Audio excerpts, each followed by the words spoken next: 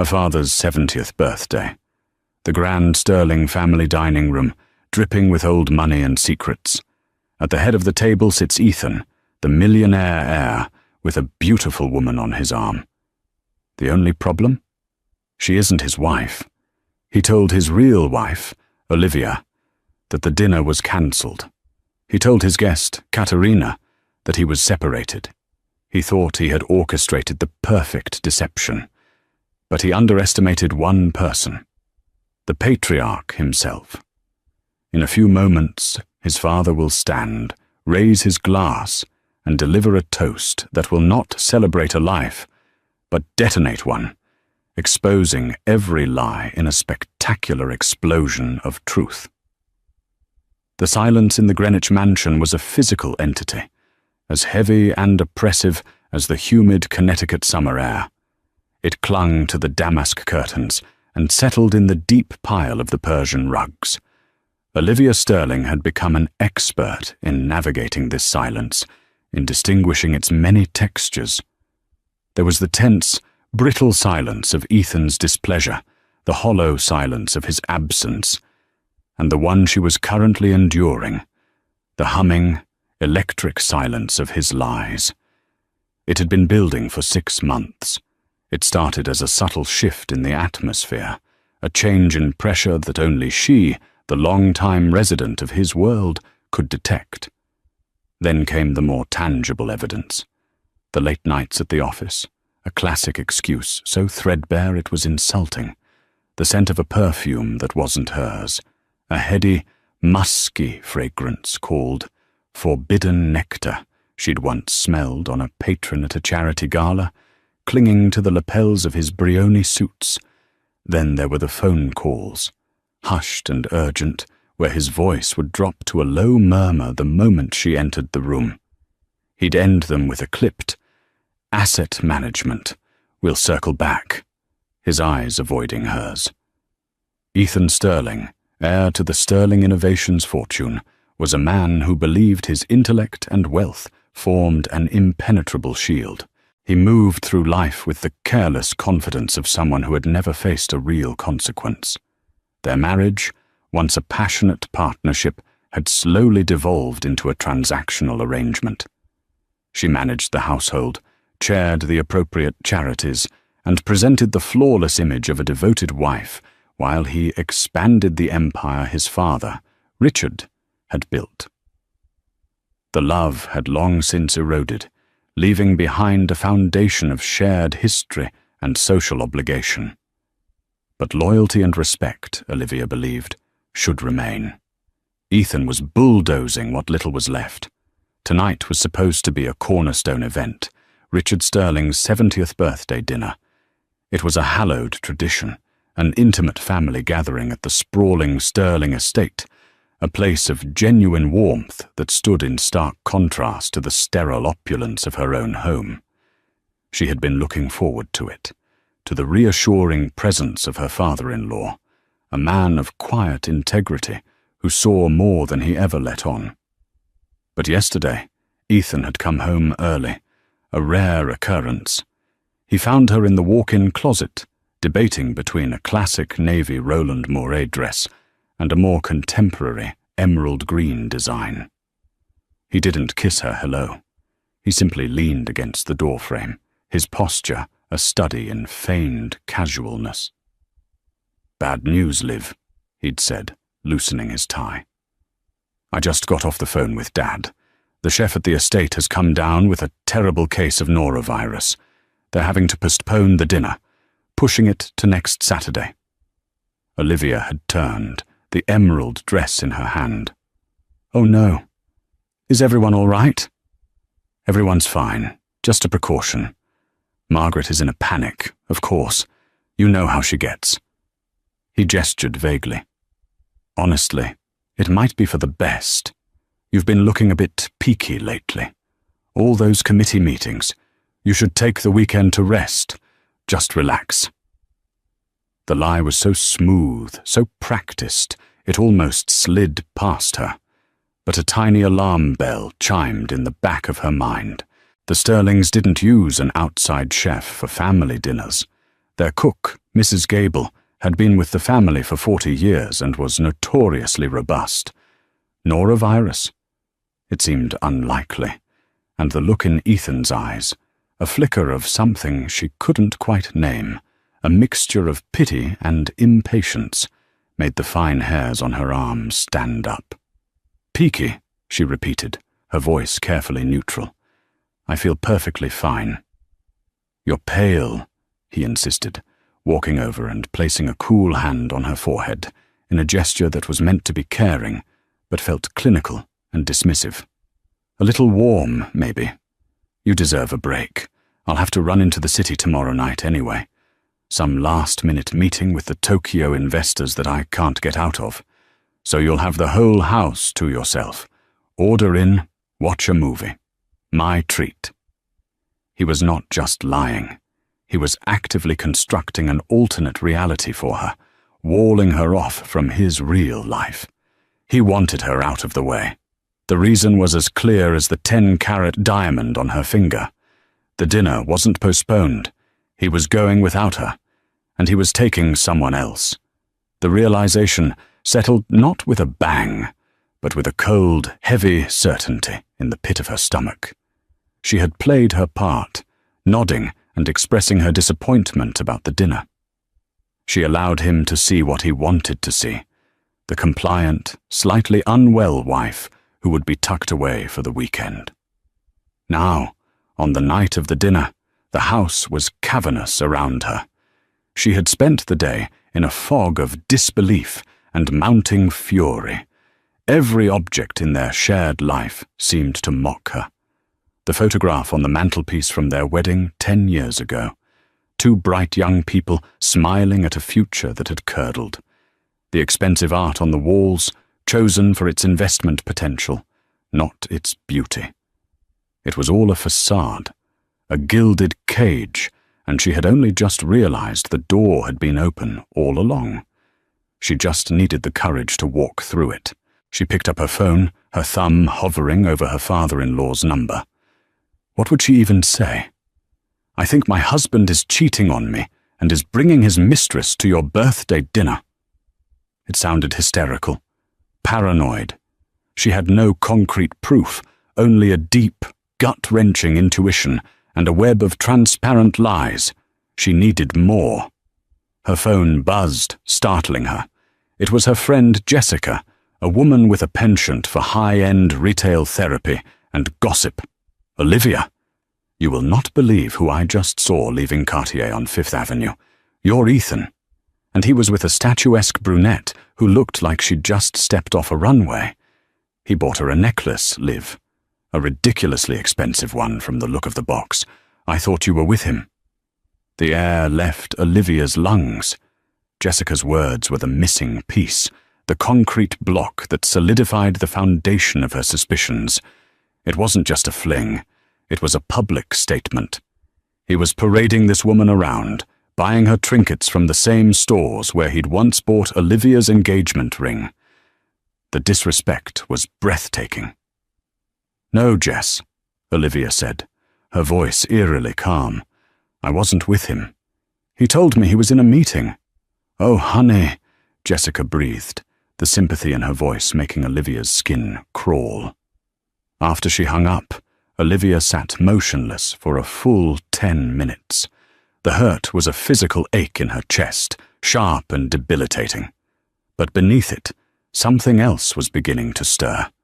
A cold, hard anger. Richard Sterling valued loyalty and family above the billions in his bank account. He abhorred deceit. Ethan was not just betraying his wife, he was dishonoring his entire family, sullying his father's milestone birthday with a tawdry affair.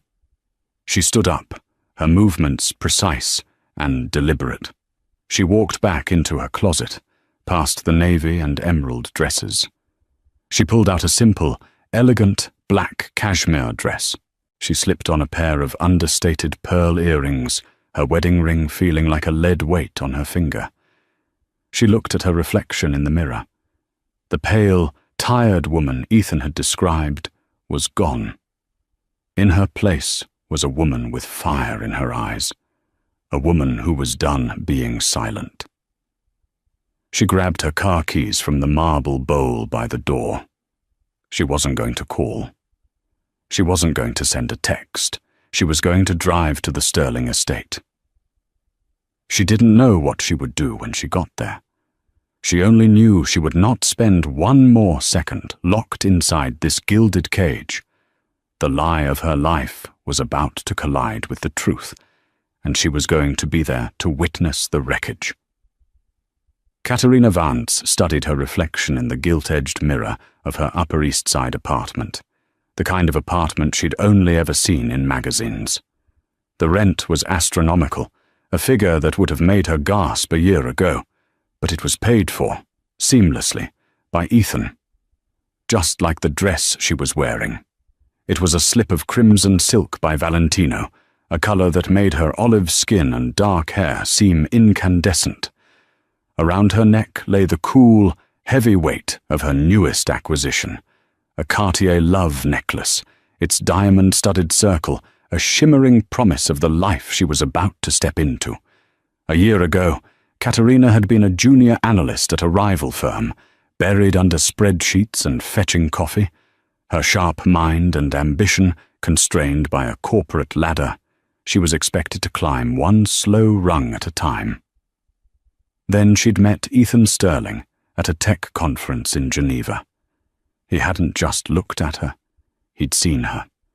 He'd listened, truly listened, when she spoke about market volatility and emerging tech sectors.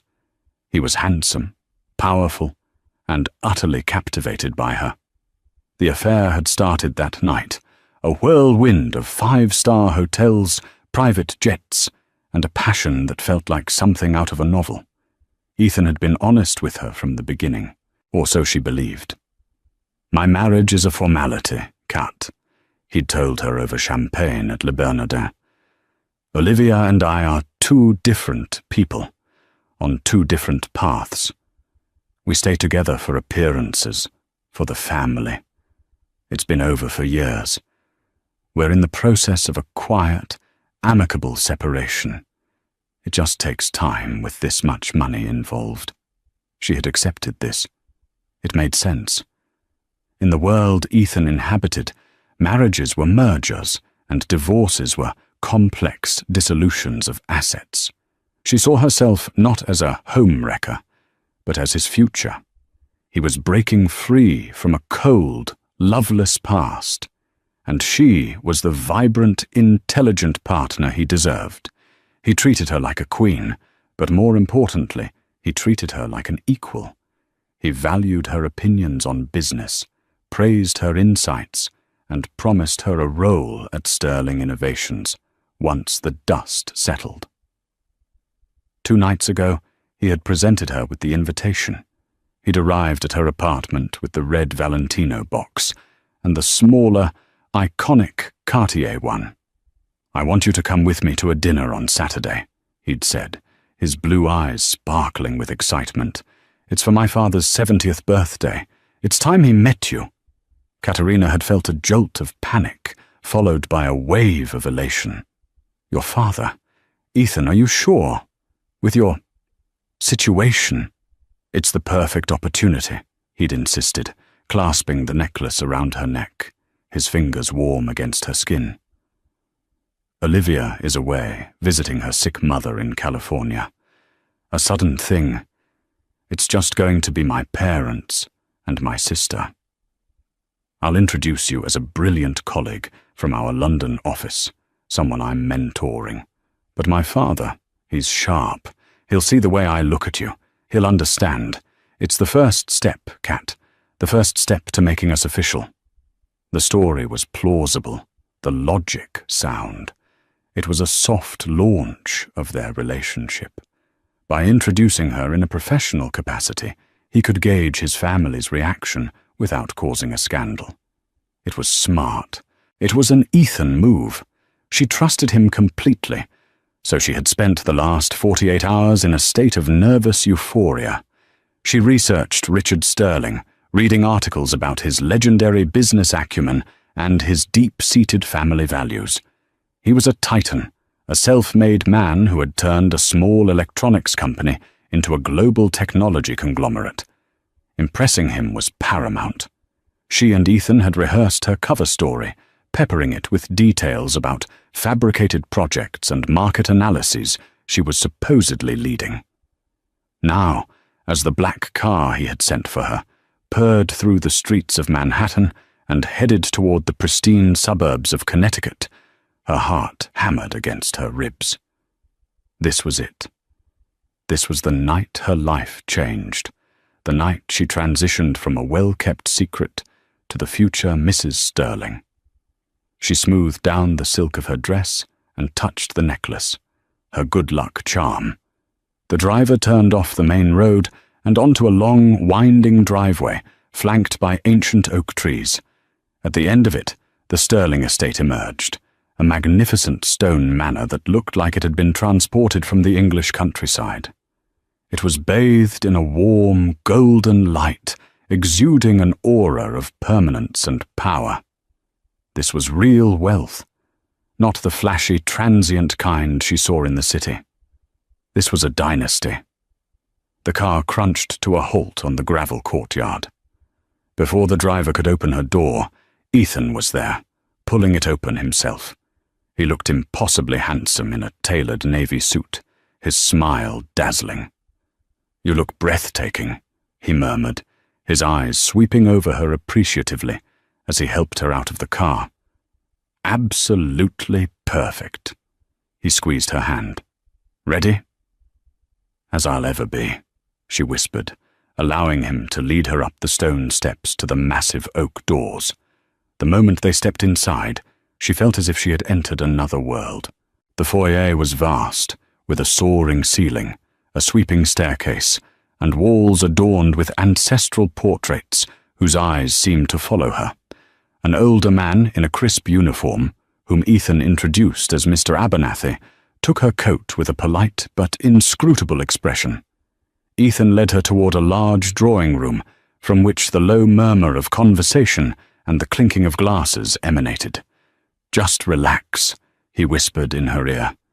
"Be yourself. They're going to love you." Her confidence wavered for a fraction of a second. She was an outsider here, a girl from a middle-class family in Ohio who had clawed her way to this moment. The sheer, unadulterated weight of the Sterling legacy was intimidating. But then she caught her reflection in a hallway mirror. The crimson dress, the diamond necklace, the powerful man with his hand possessively on the small of her back. She belonged here. Ethan had chosen her. She took a deep breath, composed her features into a mask of serene confidence, and stepped into the lion's den. The drawing room was exactly as Katerina had imagined it, only more so. A fire crackled in a cavernous stone fireplace, despite the summer heat, more for ambiance than necessity. The furniture was a collection of rich velvets and worn leather, pieces that looked like they had been in the family for generations. Standing by the mantelpiece, holding a glass of what looked like single malt scotch, was Richard Sterling. He was not a tall man, but he possessed a gravitational pull that made him the undeniable center of the room. His hair was a thick mane of silver, and his eyes, a paler blue than his son's, were sharp and intelligent. They missed nothing. As Ethan made the introductions, Richard's gaze swept over Katerina, polite but analytical, like a master jeweler assessing a stone. "Father, this is Katerina Vance," Ethan announced, his tone a little too loud, a little too jovial. "Katerina is one of our brightest rising stars from the European division. She's in town for the quarterly review, and I thought it was a perfect chance for her to meet the family." "Miss Vance," Richard said, his voice a low, pleasant baritone. He extended a hand. His grip was firm, his skin dry and cool. "It's a pleasure to have you in our home. Sterling Innovations is always proud of its exceptional talent." The compliment was perfectly delivered, yet Katerina felt a subtle probe within the words. Talent. He was placing her firmly in a professional box. "The pleasure is all mine, Mr. Sterling. I've admired your work for years. Your strategies on market diversification in the early 2000s are legendary." She had rehearsed the line, and it came out smoothly. Richard offered a small, knowing smile. "It's always a good sign when our people study the company's history. It shows commitment." A woman with soft, elegant features and kind eyes detached herself from a nearby armchair. This was Margaret Sterling, Ethan's mother. She greeted Katerina with a genuine warmth that was a stark contrast to her husband's reserved appraisal. "Katerina, how lovely to meet you. You must tell us all about London. I do hope Ethan is being a proper host." "He's been wonderful, Mrs. Sterling," Katerina said, feeling a bit of her tension ease. But her relief was short-lived. A younger woman who had been watching the entire exchange in silence from a wing-back chair rose to her feet. She had Ethan's dark hair, but Richard's piercing blue eyes. This had to be the sister, Caroline. "Caroline, this is Katerina Vance," Ethan said. Caroline's handshake was brief and cool. Her smile did not reach her eyes. "Vance," she said, her tone flat. "I don't believe I've heard Ethan mention you before, and he mentions everyone he deems important." The jab was subtle but landed with precision. Ethan laughed it off. "Caro, you know I can't keep you briefed on every single one of our top executives. Katerina's work has been instrumental in our fintech expansion." "I see," Caroline said, her eyes drifting down to the Cartier necklace sparkling at Katerina's throat before flicking back up to her face. "Quite an instrument." An awkward silence descended. Katerina felt a flush of heat creep up her neck. Caroline's hostility was palpable. She clearly didn't believe the colleague story for a second. Was it that obvious? Or was she just naturally protective of her brother's marriage? The thought of Olivia, the faceless, absent wife, pricked at her conscience for the first time. She pushed it away. Ethan had said the marriage was over. Caroline was probably just loyal to a fault and hadn't accepted the reality of the situation yet. Richard, ever the master of social dynamics, stepped smoothly into the breach. "Well, I'm famished," he declared. "Margaret, shall we move to the dining room? Miss Vance, I trust you'll find Mrs. Gables cooking a welcome change from London's restaurant scene." He led the way, with Margaret on his arm. Ethan placed his hand on Katerina's back again, a gesture of reassurance, but she could feel the tension in his fingers. He was nervous. The realization unsettled her. The unflappable Ethan Sterling was on edge in his own family home. The dining room was even more magnificent than the drawing room.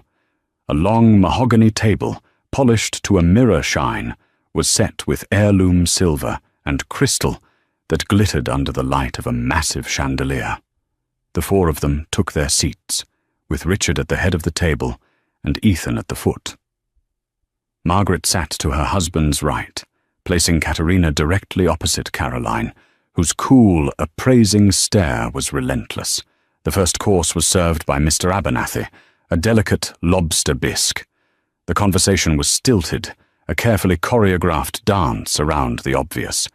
They talked about the weather, about European politics, about a recent acquisition by Sterling Innovations. Katerina did her best to contribute intelligently, drawing on the business articles she'd devoured and the talking points Ethan had fed her. Richard seemed to listen intently, nodding occasionally. "Ethan tells me you were the architect of the Helvetia project," he remarked, dabbing his mouth with a linen napkin. "A very aggressive and successful push into the Swiss digital banking market." "I was part of a larger team, of course," Katerina said modestly. "But I was proud to lead the strategy on user acquisition." This was one of the key elements of her cover story. "Fascinating," Richard said, his eyes twinkling in a way that seemed both curious and dangerous. "I was under the impression that was spearheaded by Robert Ackerley. I had lunch with him in Zurich last month. A brilliant fellow. He never mentioned your name." The blood drained from Katerina's face. It felt like the floor had dropped out from under her. It was a direct hit, a test she hadn't prepared for. She looked to Ethan for help, but he was suddenly engrossed in swirling the wine in his glass, his jaw tight. She scrambled for an answer, her mind racing. "Mr. Ackerley is the overall head of the division, of course," she managed, her voice a little too high. "He operates at the 30,000-foot level. I was on the ground, leading the tactical implementation. We didn't interact directly." It was a weak recovery, and she knew it. Caroline let out a barely audible scoff. Richard didn't press the point. He simply nodded slowly, a thoughtful expression on his face, and changed the subject. "Well, it's a competitive world. It takes a certain kind of person to thrive in it, someone willing to take risks, to be bold." He looked from Katerina to his son. "Wouldn't you agree, Ethan?" Ethan finally looked up, a forced smile plastered on his face.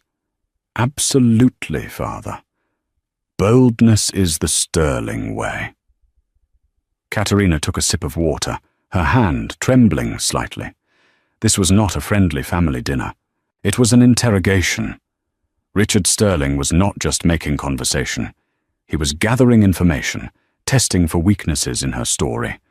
And Caroline was his silent, hostile accomplice. She suddenly felt very alone, a pawn in a game whose rules she didn't fully understand. The beautiful crimson dress felt like a costume, and the diamond necklace a brand. She glanced at Ethan, hoping for a sign of solidarity, but he refused to meet her gaze. He was too busy trying to survive in the den of the lion he called a father. As Mr. Abernathy cleared away the bisque bowls and served the main course, a perfectly roasted rack of lamb, an oppressive silence settled over the table. It was broken only by the clink of silverware against porcelain. Katerina tried to eat, but the food tasted like ash in her mouth. Every bite felt like a performance, every movement scrutinized by Richard's analytical gaze and Caroline's open contempt. Ethan, sensing the disastrous turn the evening was taking, attempted to seize control of the narrative. He launched into a monologue about a new AI venture capital fund he was starting, his voice filled with a forced, booming enthusiasm that sounded hollow in the grand dining room. He was performing for his father, trying to project the image of the competent, visionary heir. "And the scalability is immense, father. We're talking about a potential 10-fold return within 5 years. The seed funding is already in place," Ethan boasted, gesturing with his wine glass. Richard listened patiently, his expression unreadable. When Ethan finished, he simply said, "Ambitious, but high risk. You'll need to watch your exposure." It was not a word of praise, but a quiet caution, the kind one gives to a reckless child. The comment seemed to deflate Ethan, who retreated into a sulky silence. It was Margaret who, in her gentle way, tried to salvage the evening. "Katerina, Ethan mentioned you do a great deal of traveling for the company. You must have some wonderful stories. Have you been anywhere exciting recently?" Katerina saw it as a lifeline, a chance to steer the conversation to safer, more personal ground. "Oh yes, it's one of the perks of the job," she said, forcing a bright smile. "We just closed a deal in the Caribbean. I spent a week in St. Bart's last month. The weather was divine."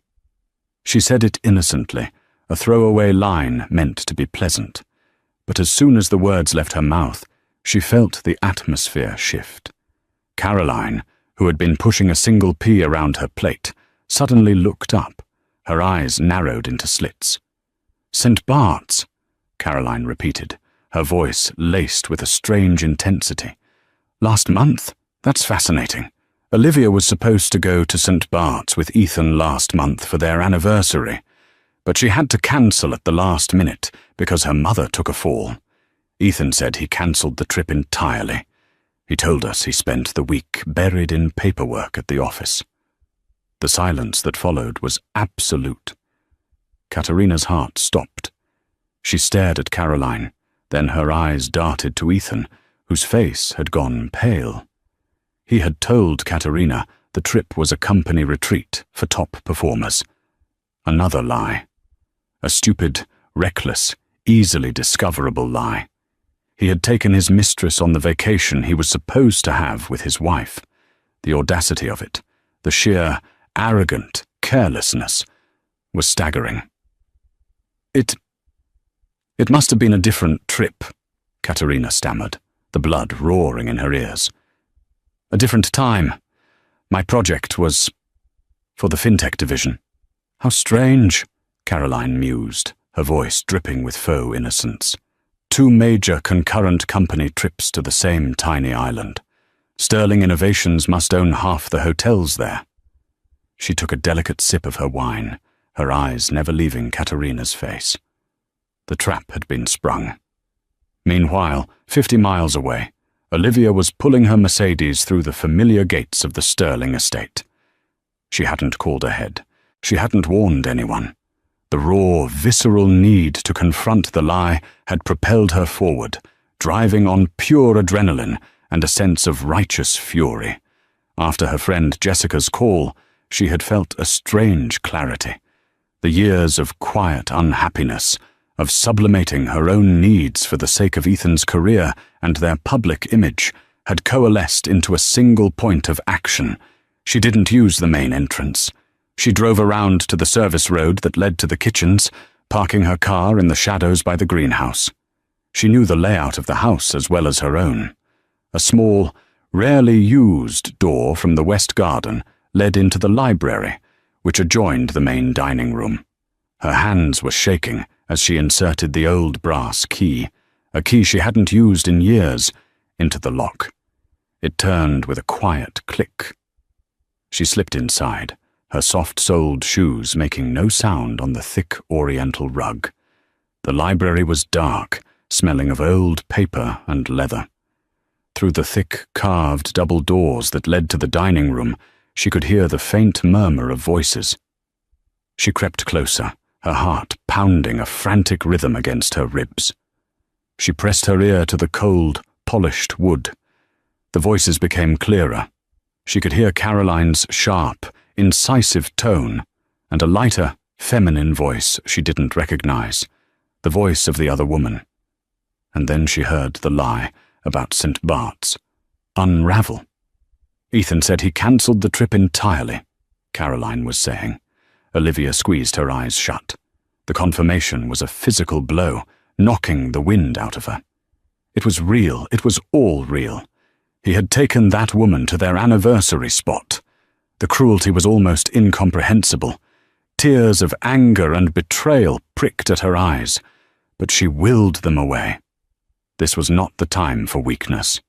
She heard the unfamiliar voice stammer a pathetic defense.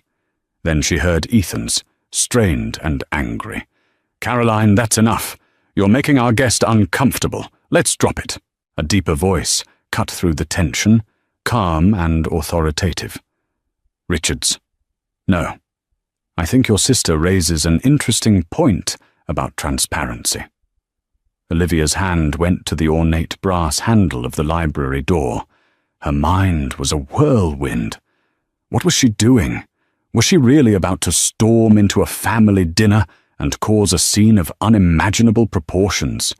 Part of her screamed to turn back, to flee into the night, and deal with this messy, humiliating disaster in private. But another part, a part she hadn't heard from in a very long time, urged her forward. It was the part of her that still believed in the sanctity of family, in the ideals of respect and honor that her father-in-law embodied. Ethan had brought this disgrace into his father's home on his father's birthday. This was not just an attack on her, it was an attack on everything Richard held dear. He deserved to know the truth. They all did. She took a deep breath, the cool air of the library steadying her nerves. Her hesitation evaporated, replaced by a steely resolve. She was no longer just Ethan Sterling's wife. She was Olivia Sterling, and she would not be dismissed, discarded, and lied to. She was not a problem to be managed or a detail to be hidden away. She was a person, a member of this family, and she was walking into that room. With her shoulders back and her head held high, she turned the handle and pushed the door open. The library door swung inward with a soft, expensive sigh, revealing the scene in the dining room as if it were a tableau on a stage. For a moment, no one noticed her. All eyes were locked in the tense standoff at the table. Then, Margaret Sterling, who was seated facing the library, gasped, her hand flying to her chest. "Olivia!" Every head whipped around. The collective shock was a palpable wave that rolled through the room. There stood Olivia, framed in the dark wood of the doorway, a spectre at the feast. She wasn't dressed for a party. Her simple black dress and pale, determined face stood in stark contrast to the festive setting. Ethan was the first to recover, his face a mask of disbelief, quickly morphing into controlled fury. He shot up from his chair, knocking his wine glass, which wobbled precariously before settling. "Olivia! My God, darling, you startled us. I thought you were at home resting." He rushed toward her, his movements jerky and unnatural. "What a wonderful surprise. Are you feeling better?" He tried to take her arm, to steer her away, to absorb her into his narrative and control the damage. But Olivia stood her ground, pulling her arm away from his touch as if it were a hot iron. "I was feeling unwell, Ethan," she said, her voice quiet, but carrying to every corner of the silent room. "But I'm feeling much clearer now." Her gaze swept past her husband's frantic face and landed on the woman sitting in her usual seat. Katerina Vance stared back, her face ashen. The confident, brilliant colleague had vanished, replaced by a woman drowning in a nightmare. The crimson dress now looked garish, the diamond necklace a brand of shame. In that instant, Katerina understood everything. The absent wife wasn't away in California, the marriage wasn't over, and she was not a respected colleague. She was the tawdry secret, dragged into the light and put on display for the family she had hoped to impress. A wave of humiliation so intense it made her physically nauseous washed over her. Caroline watched the scene with a look of grim vindication, while Margaret looked back and forth between Olivia and Ethan, her expression one of dawning horror and confusion. But it was Richard Sterling who commanded the room, even in his stillness. He had not moved from his seat at the head of the table. He simply observed, his face a granite mask, his pale blue eyes taking in his son's panic, his daughter-in-law's steely resolve, and the utter desolation on Katerina Vance's face. He looked at Olivia, and for the first time that evening, his expression softened with something that looked like profound sorrow and respect. He gave her a small, almost imperceptible nod. "Ethan, stop hovering over your wife," Richard said, his voice cutting through the tension like a scalpel. "Let her come in. Olivia, you look like you could use a drink. Abernathy, please fetch a glass for Mrs. Sterling." The calm, procedural command shattered Ethan's composure. "Father, this is just a misunderstanding," he sputtered, gesturing wildly between the two women. "Olivia, Katerina is a colleague, I swear. This is a business dinner. I told you I had a meeting with investors." "You told me," Olivia interrupted, her voice gaining strength, "that this dinner was postponed. You told me Mrs. Gable had norovirus. You told me to stay home and rest because I looked peaky." She recited his lies back to him, each one a perfectly aimed dart. Ethan flinched, his bravado crumbling. He had no defense. He was caught, tangled in the web of his own deceptions in front of the one person whose approval he craved above all others. Katerina, seeing her entire imagined future disintegrate, finally found her voice. It was a choked whisper. "He told me you were separated," she said, looking at Olivia, her eyes pleading for some kind of understanding. "He said you were visiting your sick mother." The two lies, spoken by the two women he had deceived, hung in the air, creating a devastating harmony of his betrayal. Ethan stared, cornered and exposed, his face contorting in a rictus of fury. "Both of you, be quiet," he hissed, his voice low and venomous. He was losing control, the polished facade cracking to reveal the ugly desperation beneath. "No, son," Richard Sterling said, his voice quiet but imbued with an absolute, unshakable authority. He slowly pushed his chair back and rose to his feet. He picked up his champagne flute, the one intended for his birthday toast. The simple action silenced everyone. Mr. Abernathy, who had returned with a glass for Olivia, froze by the sideboard, a silent witness to the unfolding drama. "I believe," Richard said, his eyes scanning the faces at the table, lingering for a moment on his son, "that it is time for my toast." The air grew thick with dread. This was not going to be a celebratory speech. It was going to be a reckoning. Ethan looked at his father, a dawning terror in his eyes, as if he were a condemned man watching the judge put on the black cap. Olivia stood tall, her presence having set the stage for the final act. She had come seeking the truth, and now it seemed the family patriarch himself was about to deliver it. Richard Sterling held the champagne flute aloft, the pale gold liquid shimmering under the chandelier's light. The room was so quiet that the tiny bubbles fizzing in the glass seemed to roar. He surveyed the scene before him. His son, pale and cornered, his daughter-in-law, standing with the quiet dignity of the wronged, his wife, her face a canvas of confusion and pain, and the young woman, Katerina, who looked as if she wished the ground would swallow her whole. 70 years, Richard began, his voice calm and measured, resonating with the patriarchal authority he so rarely brandished. "It's a significant milestone, a time for reflection, a time to look back on what one has built. Not just a company, not just wealth, but a name, a legacy." He paused, letting the weight of the word legacy settle into the room. He turned his gaze slowly until it rested fully on Ethan. A legacy is not built on spreadsheets or stock prices.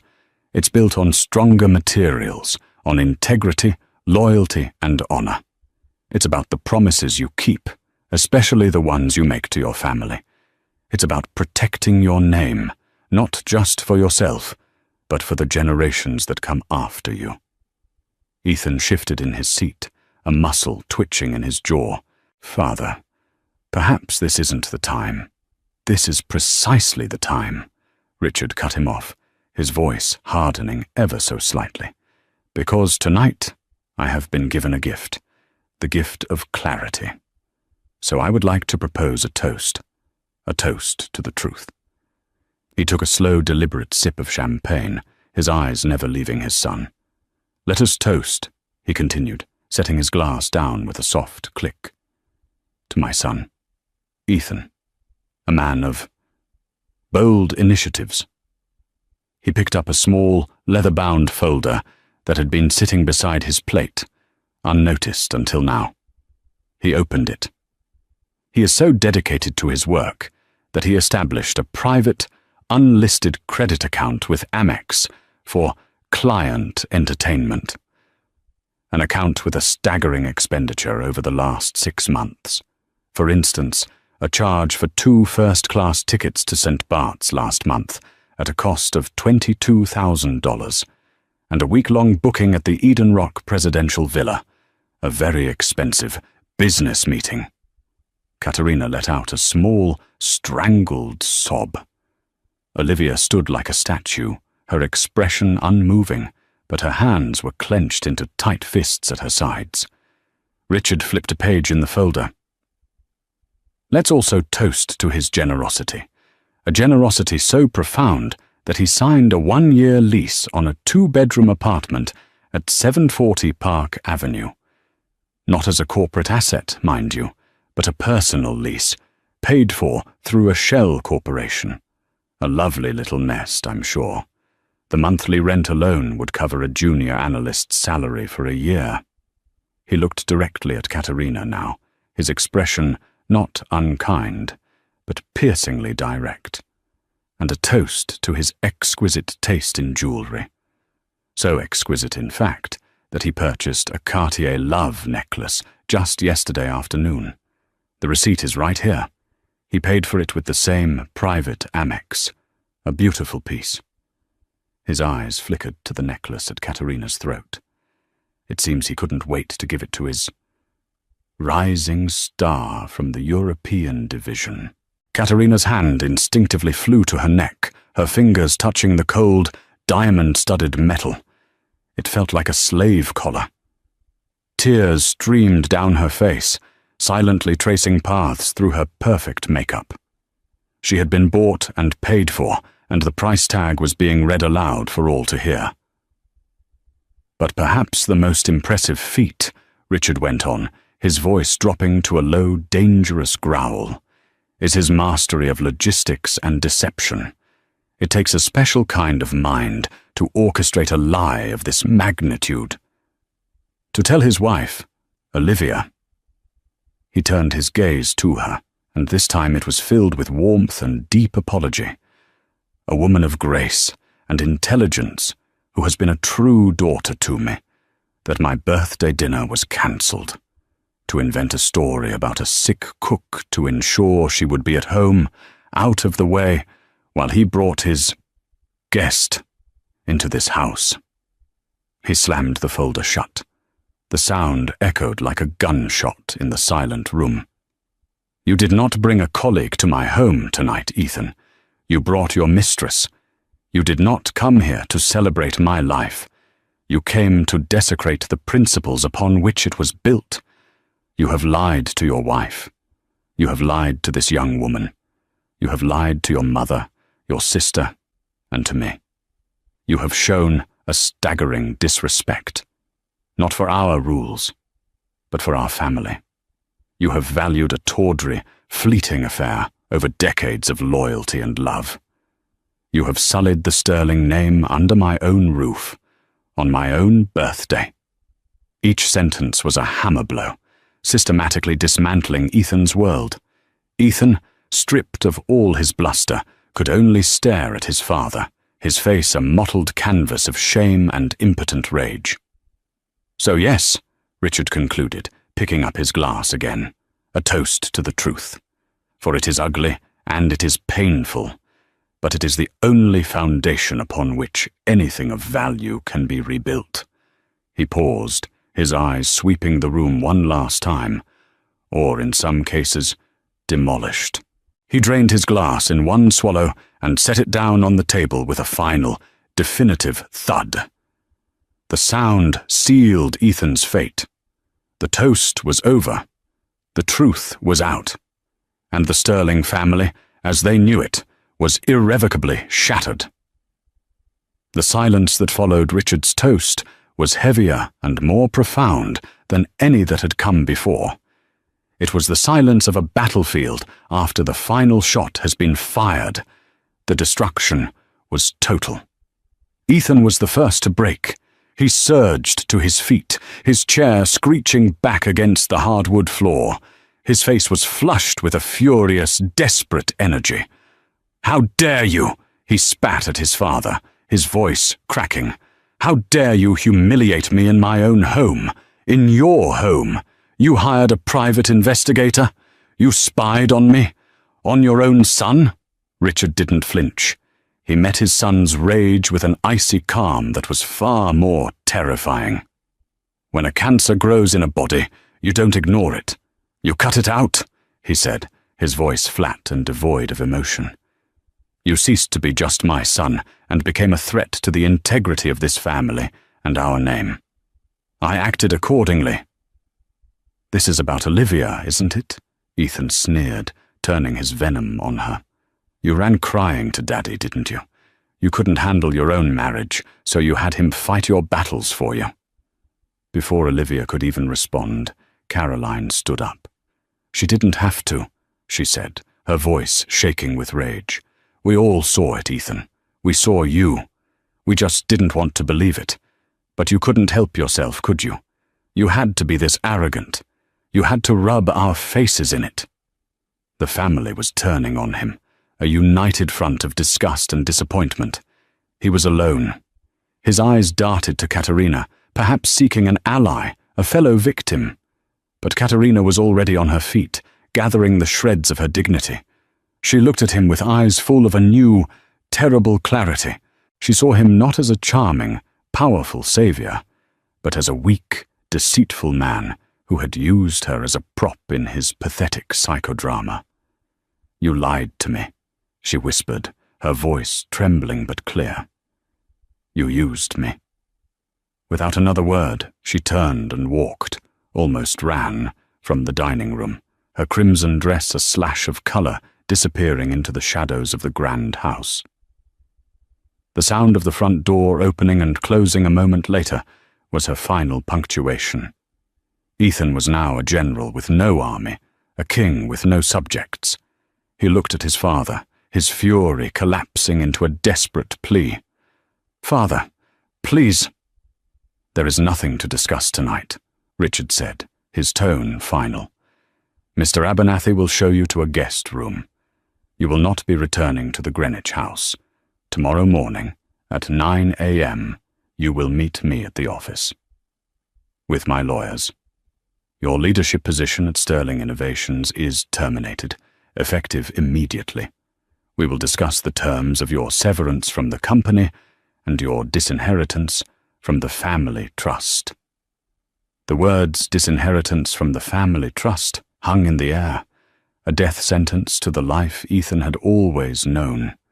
It was not just about the money, it was about the identity, the power, the very core of who he was. "You can't," Ethan breathed, shaking his head in disbelief. "You can't do that." "I can," Richard stated simply, "and I will. You are my son, and I will always lament the man you failed to become.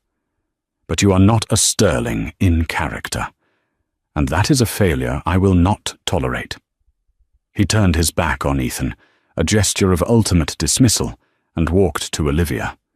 He gently took her hands in his. They were ice cold. "Olivia," he said, his voice now filled with a deep, paternal kindness. "I am so profoundly sorry. Sorry for my son's weakness, and sorry that you were hurt so badly under my roof. This house is your home. It will always be your home. The Sterling family stands with you, unconditionally." Tears she had refused to shed in front of Ethan now welled in Olivia's eyes, not tears of pain, but of gratitude and release. In the midst of the worst night of her life, she had found an anchor. She had found her family. 6 months later, the conference room at the Sterling Philanthropic Foundation was bright and airy, overlooking the bustling streets of Manhattan. Olivia stood at the head of the table, confidently outlining a new initiative for funding STEM education in underserved communities. She was no longer just Olivia Sterling, the society wife. She was the foundation's new executive director, a position she had earned through her sharp intellect and a newfound passion Richard had encouraged her to pursue. Her divorce from Ethan had been swift and surprisingly clean. Stripped of the family trust and his executive power, Ethan had little leverage. He had taken a modest settlement and disappeared, reportedly living in Singapore, trying to leverage what was left of his name to start a new venture. No one in the family had heard from him directly. Katerina Vance had also vanished from their world. A week after the disastrous dinner, she had sent a short, handwritten note to Olivia's lawyer. It contained a simple, sincere apology and the Cartier necklace. Olivia had immediately sold it, donating the entire sum to a shelter for women. The Sterling family had been reshaped by the fire of that night. Margaret and Richard were closer than ever, their bond forged anew in the crisis. Caroline and Olivia had developed a deep friendship, a sisterhood born of shared loyalty. The family dinners at the estate continued, but they were different now, smaller, quieter, and filled with an honesty that had been absent for years. The legacy Richard had spoken of was being redefined. It was no longer just about corporate power and immense wealth. It was about resilience, integrity, and the strength to excise the parts that threatened to corrupt the whole. Olivia, once trapped in a gilded cage, had found her freedom, not by leaving the family, but by helping to rebuild it on a foundation of truth. She had lost a husband, but she had gained herself, and in doing so had secured her true place in the Sterling legacy. And that's how a single birthday toast became a weapon of truth, dismantling a web of lies and deceit in one unforgettable night. Ethan Sterling thought his money and power made him untouchable, but he forgot that true strength lies in character, not in a bank account. Olivia's courage to confront the lie and Richard's refusal to tolerate dishonor saved more than just a family's reputation. It redefined their very legacy. What do you think? Was Richard's public takedown of his own son justified, or should he have handled it in private? Let us know your thoughts in the comments below. We read every single one. If this story of betrayal and ultimate justice resonated with you, please give this video a thumbs up, share it with someone who loves a good story, and make sure you subscribe and hit that notification bell. We have more incredible real-life dramas coming your way that you won't want to miss.